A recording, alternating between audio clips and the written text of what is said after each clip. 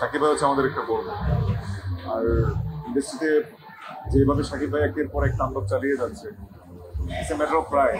Last time Shakib ভাইয়ের বরবাদ দেখলাম, আমার কাছে এজ ইট ইজ একটা ট্রাভেল ফিল্ম মনে হয়েছে। অ্যাওয়ার্ড নিলেই ভালো লাগে, স্টেজে উঠে যখন একটা অ্যাওয়ার্ড নিই।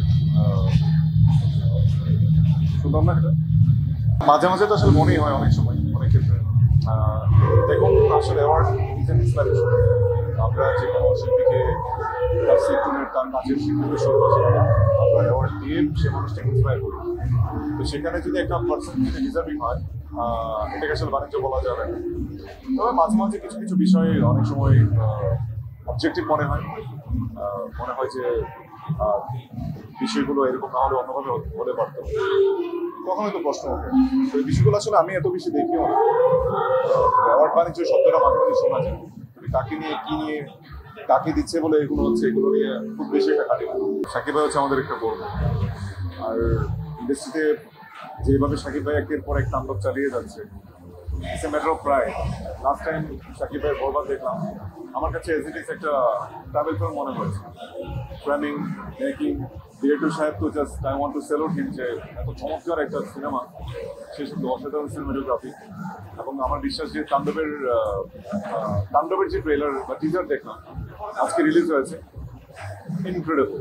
এবং এটা সাকিব ভাইয়ের পক্ষে লুকিংয়ে নতুনত্ব ছিল, ডেফিনেটলি গল্প ডিফারেন্ট, প্রেজেন্টেশনটা ডিফারেন্ট, এবং ডেফিনেটলি রাফি ভাই যেহেতু আছে ভিন্ন কিছু তো অবশ্যই আনবে, এটা আমরা সবাই বিলিভ করি। আর সাকিব ভাই রাফি ভাই কম্বিনেশন মানে দুর্দান্ত কিছু। আমি তো দোয়া করি, আমি সবসময় এক্সপেক্ট করি যে সাকিব ভাইয়ের প্রতিটা ছবি একটা থেকে একটা ছাড়িয়ে যাবে। কারণ ডেফিনেটলি যত টাকারই বিজনেস করেছে বা যতটুকু সফলতা পেয়েছে, প্রত্যেকেই চাইবে যে প্রতিটা সাকিবিয়ানি চাইবে যে এটার পরে যেন আরো বেটার করতে পারে। সর্দার বাড়ির খেলা আসবে, সেই সঙ্গে পায়েল ছবিটি আসবে, দুটি সিনেমা করতে পারে।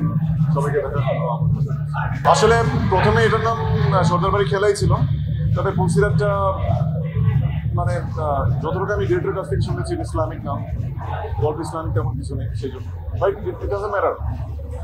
ছবিটার মেকিং হচ্ছে সবচেয়ে বড় স্ট্রেংথ, এবং আমার মনে হয় যে এটা কোনো ব্যক্ত করবে না বা কোনো ম্যাটার করবে না। সর্দার বাড়ি খেলাই আই লাভ ইউ, আমার এটাই ভালো লেগেছে।